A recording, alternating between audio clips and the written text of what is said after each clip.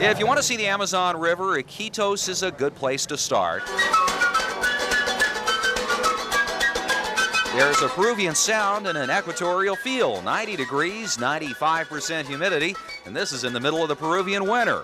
Iquitos is the largest city of the upper Amazon, and yet there are no roads that go to Iquitos. But there are plenty of roads inside Iquitos, and those roads are filled with unusual looking vehicles, sort of rickshaws with motors, and quite a sight during the rush hour. Now, with a city surrounded by rivers, you might have guessed fish is a common sight. Most of the fish come from the Amazon and from this a little lake we just have here. Fish by the ton, fish of every color, dried fish, filleted fish, and great big fish. One of the biggest fish in the Amazon goes up to 400 pounds. The paicha is one of the largest freshwater fish in the world. We found them drying at almost every stop, and we found them in the Iquitos outdoor market. We are right now in the Belén market. That's one of the floating village. But also this is we call our meat market here. And half of Iquitos seem to be here, along with turtle eggs, manioke root, which is their version of the potato, tons of bananas, fresh pork, and real fresh pork.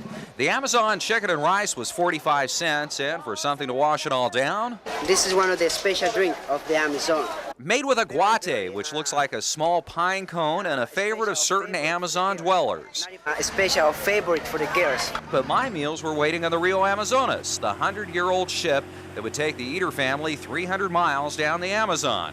It's a real adventure that I'll tell you all about Thursday. From Peru, for News 8, I'm the Unknown Eater.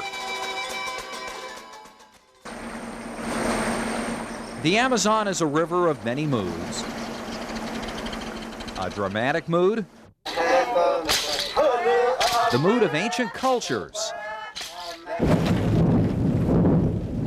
and frequent wet moods.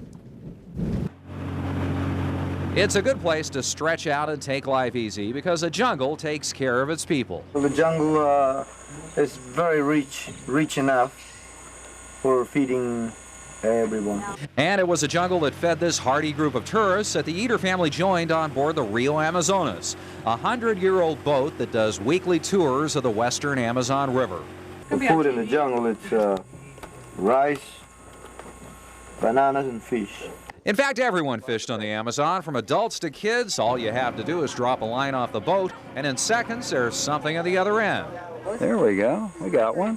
What's that? Bait. Another piranha. And all that fishing sure works up an appetite. You hungry? Yes. This small dining room was our introduction to rainforest food. The travel brochure promised Amazon ranch-style buffets, which have plenty of delicious rainforest fruit, and every day started with eggs, fried eggs, pizza-like eggs. You eat in a dining room that's pretty humble, but every seat has a front-row rainforest view. In between meals, the ship pulls onto shore, creating an immediate traffic jam of canoes. The favorite pastime of the locals is tourist watching, and at some places on the Amazon, Americans are rarely seen. But most people were like this savvy entrepreneur, ready with the trinkets. We take a launch to shore, and jungle walks were a daily event, and after that, more jungle food. Muy bueno, excelente. Well, maybe if you like 32 varieties of bananas and catfish every day, sautéed, sauced, and poached. By the fourth day, I had my fill. The manioke root is a potato substitute, and the fries made from it were great, but overall, I lost about 10 pounds on this cruise.